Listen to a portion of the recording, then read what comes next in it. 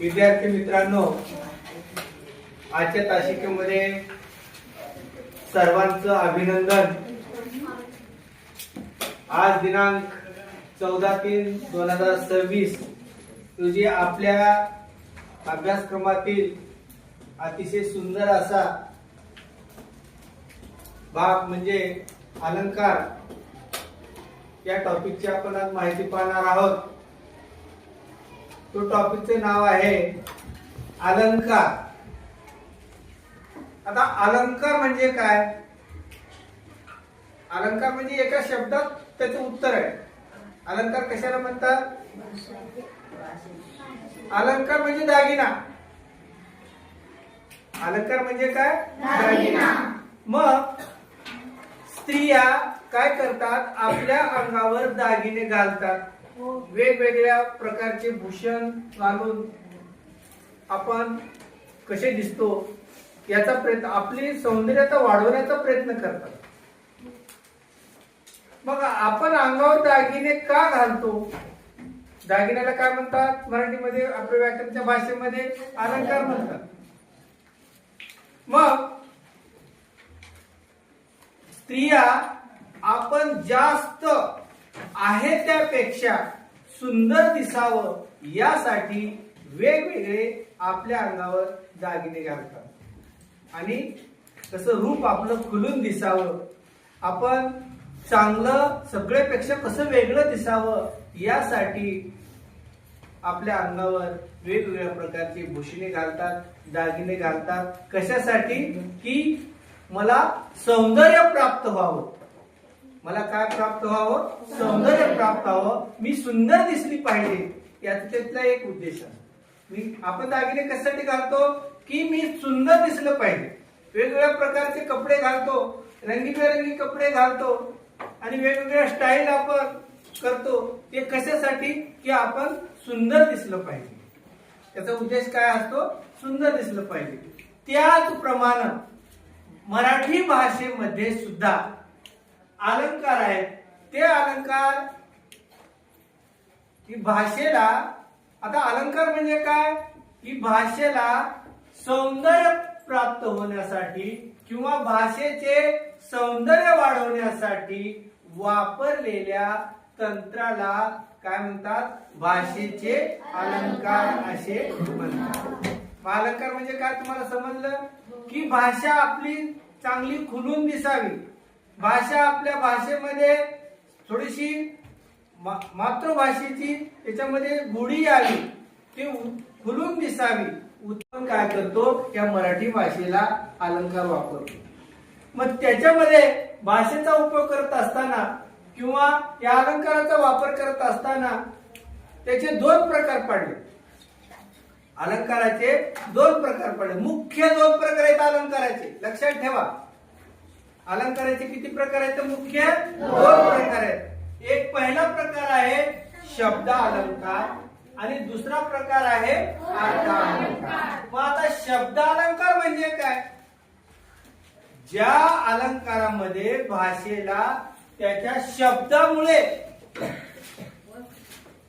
त्याला सौंदर्य प्राप्त होतं, त्याला कोणता अलंकार म्हणतात?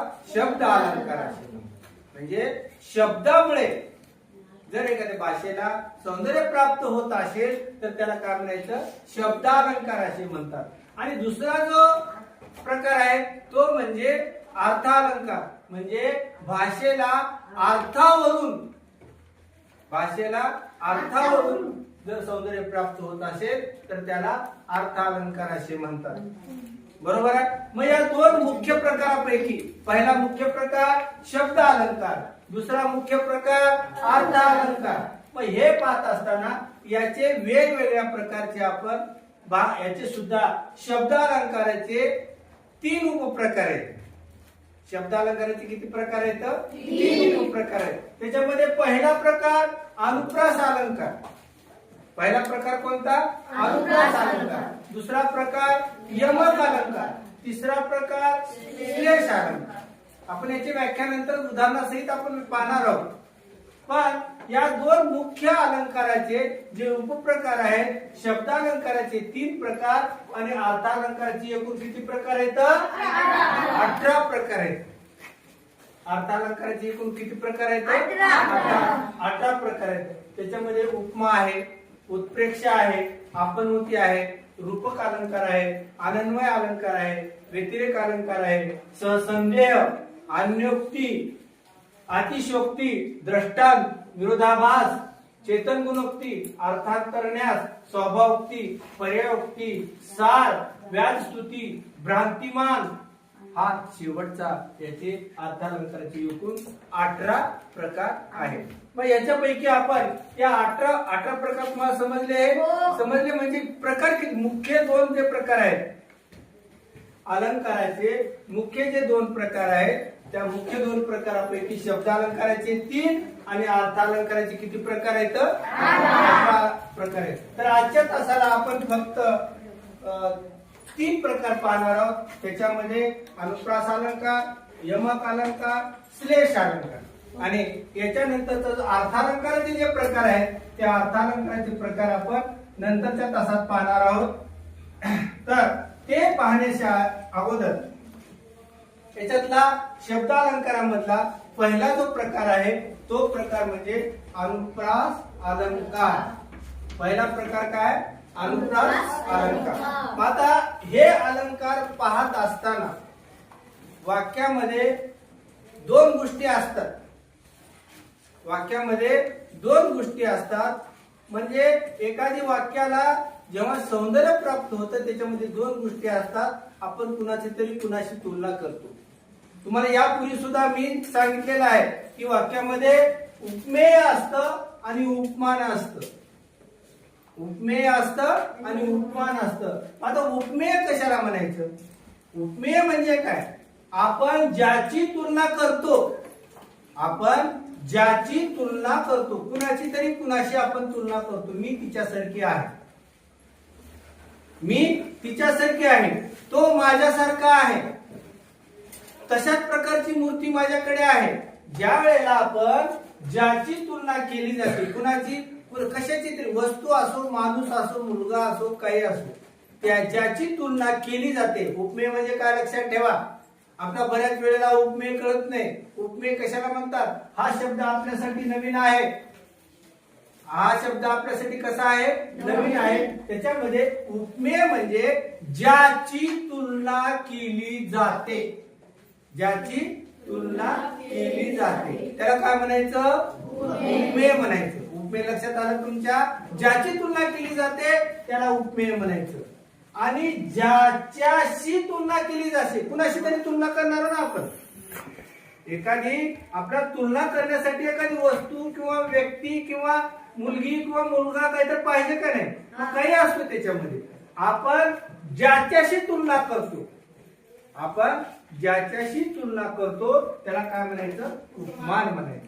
उपमेय आणि उपमान म्हणजे कळालं तुम्हाला? उपमेय आणि उपमान म्हणजे कळालं? उपमेय म्हणजे ज्याची तुलना केली जाते आणि उपमान म्हणजे ज्याच्याशी तुलना केली जाते. कळालं दोन्ही मधला फरक? ज्याच्याशी तुलना. आता उदाहरणार्थ, एक उदाहरणार्थ आपण वाक्य घेतलेलं आहे, तू अगदी आई सारखी आहेस. पूर्ण विराम. तू अगदी कुणासारखी आहे? त्याच्यामध्ये उपमेय कोणता आहे? मग तू. उपमेय काय आहे? या तूची किंवा इथं मुलीचं नाव असेल समजा, इथं छाया घ्या किंवा अर्चना घ्या किंवा कोमल घ्या किंवा काही नाव घ्या, तू. आता या तूची कुणासोबत केली? आई सोबत केली. बरोबर आहे. म्हणजे तू हे उपमेय झालं या वाक्यामध्ये. आणि आई सारखी, कुणासारखी आहे तू? आई सारखी आहे. हे काय आहे? उपमान आहे. सारखी म्हणजे उपमान. कळालं? तर स्टॉप कर. याच्यामध्ये मुख्य 2 प्रकार, त्याच्यामध्ये शब्दालंकार, अर्थालंकार. शब्दालंकाराचे 3 प्रकार, अर्थालंकाराचे एकूण 18 प्रकार आपण पाहिलेले आहेत. त्याच्यामध्ये उपमेय म्हणजे काय, उपमान म्हणजे काय हे सुद्धा पाहिलेले आहेत. हे पाहिल्याच्या नंतर आता शब्दालंकारामध्ये जे 3 प्रकार आहेत त्याच्यातला पहिला जो प्रकार आहे तो पहिला प्रकार म्हणजे अनुप्रास अलंकार. पहिले शब्दालंकाराचे किती प्रकार? 3 प्रकार. पहिला प्रकार आहे अनुप्रास अलंकार, दुसरा आहे यमक अलंकार, तिसरा आहे श्लेष अलंकार. त्याच्यापैकी पहिला जो प्रकार आहे तो पहिला प्रकार म्हणजे अनुप्रास अलंकार. मग आता अनुप्रास अलंकार कशाला म्हणे? भाषेमध्ये बोलत असताना किंवा आपण वाचन करत असताना काही कवितेच्या चरणामध्ये किंवा कवितेच्या ओळींमध्ये त्या शब्दामुळे किंवा त्या अक्षरामुळे भाषेला सौंदर्य प्राप्त होतं. म्हणून त्याच्यामध्ये अनुप्रास, त्याला अनुप्रास अलंकार असे म्हणतात. कवितेच्या चरणात, चरण कळतं का? कडवं म्हणतो आपण त्याला, कवितेचं कडवं म्हणतो आपण त्याला, किंवा अभंगाचं कडवं म्हणतो, किंवा गाण्याचं कडवं म्हणतो. कविता म्हणजेच गाणं. मग कवितेच्या चरणात एकाच अक्षराची, बघा लक्षात ठेवा, पाठ करायची गरज नाही. कवितेच्या चरणामध्ये एकाच अक्षराची पुनरावृत्ती होऊन, म्हणजे ते अक्षर पुन्हा पुन्हा येऊन, ते अक्षर काय होतं कवितेच्या चरणामध्ये? पुनरावृत्ती, म्हणजे ते अक्षर पुन्हा पुन्हा येऊन कवितेच्या चरणात एकाच अक्षराची पुनरावृत्ती होऊन त्यातील नादामुळे, नाद म्हणजे आवाज, त्याचा असं मंदिरात गेले घंटा वाजल्याच्या नंतर आवाज येतो काय? नाद येतो, किंवा आपल्या घंटीचा नाद येतो. त्यातील नादामुळे जेव्हा भाषेला सौंदर्य प्राप्त होते तेव्हा काय म्हणतात? त्याला कोणता अलंकार म्हणतात? अनुप्रास अलंकार असे म्हणतात. लक्षात ठेवा, कवितेच्या चरणात एकाच अक्षराची, कवितेच्या चरणामध्ये एकाच अक्षराची पुनरावृत्ती होऊन त्यातील नादामुळे जेव्हा भाषेला सौंदर्य प्राप्त होतं तेव्हा अनुप्रास अलंकार असे म्हणतात. अनुप्रास अलंकार म्हणजे एखाद्या कवितेच्या चरणामध्ये एकाच अक्षराची, म्हणजे एक अक्षर पुन्हा पुन्हा येऊन त्याच्या नादामुळे जेव्हा भाषेला सौंदर्य प्राप्त होते त्याला कोणता अलंकार असे म्हणतात? अनुप्रास अलंकार. तुम्हाला पाठ करायची गरज नाही. कवितेच्या चरणात एकाच अक्षराची पुनरावृत्ती होऊन त्याच्या नादामुळे किंवा त्यातील नादामुळे जेव्हा भाषेला सौंदर्य प्राप्त होतं तेव्हा कोणता अलंकार होतो? अनुप्रास अलंकार. उदाहरणार्थ, बालिश भाऊ बायकात बडबडला. बालिश भाऊ बायकात बडबडला. तुम्हाला परीक्षेमध्ये असं वाक्य येईल आणि असे वाक्य आल्याच्या नंतर सांगितलं जाईल की हा कोणता अलंकार आहे, ओळखा. आता या वाक्यामध्ये किंवा या कवितेच्या या ओळीमध्ये आपल्याला कोणत्या एका शब्दामुळे याच्या सौंदर्य प्राप्त झाले हो? कोणत्या नादामुळे? याच्यामध्ये पुनरावृत्ती झाली एका शब्दाची. कोणता शब्द आहे? ब ब ब ब ब. या शब्दामध्ये या या ओळीला काय झालेलं आहे? सौंदर्य प्राप्त झालेलं आहे. म्हणजे बालिश भाऊ बायकात बडबडला. कोणता शब्द आला? ब ब. अशा प्रकारे जर एक कवितेच्या त्या ओळीमध्ये एकाच शब्दाची जर पुनरावृत्ती झाली आणि त्याच्यामुळे जर त्याच्या नादामुळे किंवा आवाजामुळे किंवा त्याच्या ध्वनीमुळे जेव्हा भाषेला सौंदर्य प्राप्त होतं तेव्हा याला कोणता अलंकार म्हणतात? अनुप्रास अलंकार असे म्हणतात. आता आपण दुसरा अशा प्रकारचे आपण अनेक उदाहरण पाहू शकतो. आज गोकुळात रंग खेळतो हरी, जरा राधिके जरा जपून जा तुझ्या घरी. आता याच्यामध्ये आज खेळतो हरी, त्याच्यानंतर ज ज ज किती वेळा आलं? म्हणजे एकाच अक्षर पुन्हा पुन्हा आल्यामुळं या काय झालेलं आहे? या कवितेच्या चरणात भाषेच्या पुनरावृत्ती, अक्षराची पुनरावृत्ती झाल्यामुळे अशा प्रकारची जर पुनरावृत्ती झाली असेल तर त्या अलंकाराला कोणता अलंकार म्हणतात? अनुप्रास अलंकार असे म्हणतात. तर शब्दालंकाराचा जो दुसरा प्रकार आहे तो म्हणजे यमक अलंकार. दुसरा प्रकार कोणता आहे? आता यमक अलंकार कशाला म्हणायचं? यमक अलंकार कशाला म्हणायचे?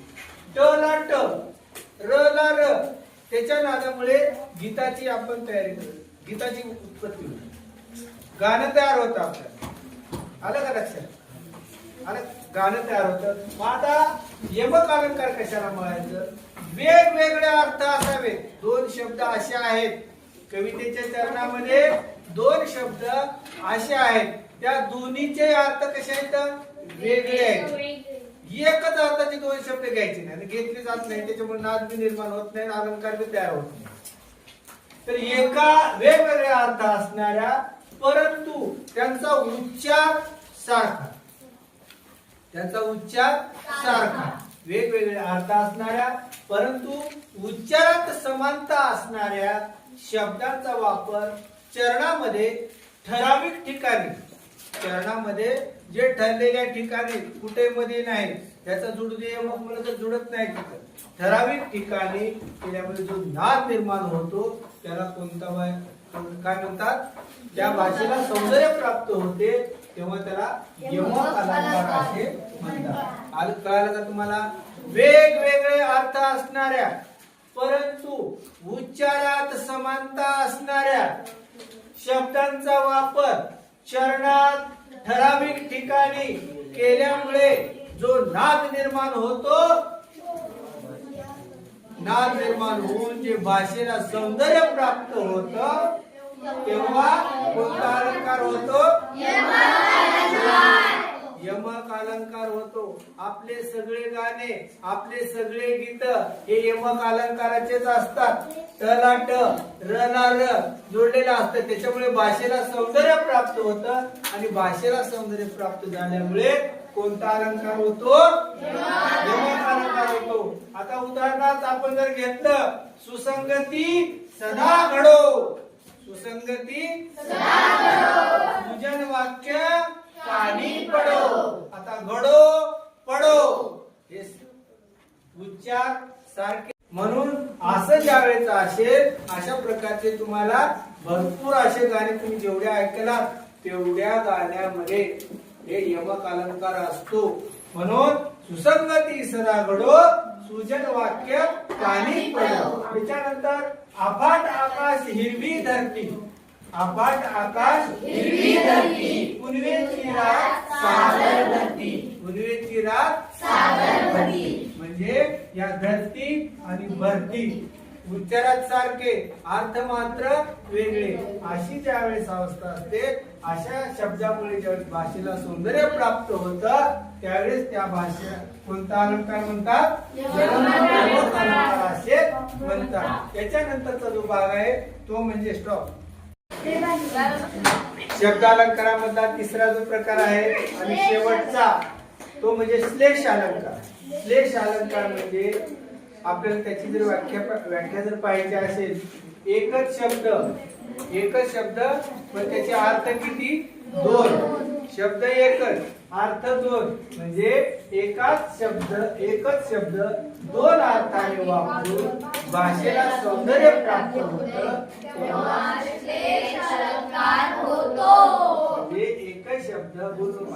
एकच शब्द दोन अर्थाने वापरून भाषेला सौंदर्य प्राप्त होते तेव्हा त्याला कोणता अलंकार म्हणतात? श्लेष अलंकार म्हणतात. उदाहरणार्थ, श्रीकृष्ण नवरा मी नवरी, श्रीकृष्ण नवरा मी नवरी, शिशुपाल नवरा मी नवरी. लक्षात घ्या, जर माझा नवरा श्रीकृष्ण असेल तर मी त्याची कोण होईल? नवरी होईल. बघा, दोन अक्षर आहेत इथं, दोन एकच शब्द दोन अर्थाने वापरलाय. इथंही नवरी आहे, इथं बी नवरी आहे. अक्षरात काही फरक आहे का? अक्षर तेच आहेत पण त्याचे अर्थ मात्र वेगवेगळे आहेत. जर एखाद्याला जर वर म्हणजे काय कळतं का तुम्हाला? वधू म्हणजे काय कळतं का? वधू म्हणजे काय? नवरी. आणि वर म्हणजे नवरा. जर एखाद्या मुलीला तो जर माझा नवरा असेल तर मी त्याच्यासोबत लग्न करायला तयार आहे. आणि हा जर माझा नवरा असेल तर त्याच्यासोबत मी लग्न करायला तयार नाही. त्याचप्रमाणे इथं दोन आहेत, एक श्रीकृष्ण आहे आणि एक शिशुपाल आहे. नाव आहे ते, एक श्रीकृष्ण आहे आणि एक शिशुपाल आहे. मग या ठिकाणी जर माझा नवरा जर श्रीकृष्ण असेल तर मी त्याच्यासोबत लग्न करायला तयार आहे, मी त्याची कोण आहे, नवरी आहे. आणि जर माझा नवरा जर शिशुपाल असेल, जर माझा नवरा जर शिशुपाल असेल तर मी आहे म्हणजे नवरी वरणार नाही, मी त्याला करून घेणार नाही. वरणार नाही म्हणजे मी त्याला करून घे. श्रीकृष्ण नवरा, कृष्ण नवरा, मी नवरी, शिशुपाल नवरा, मी नवरी.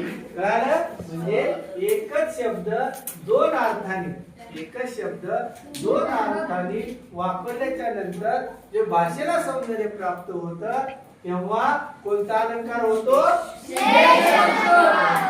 श्रीकृष्ण नवरा, मी शिशुपाल नवरा, मी नवरी.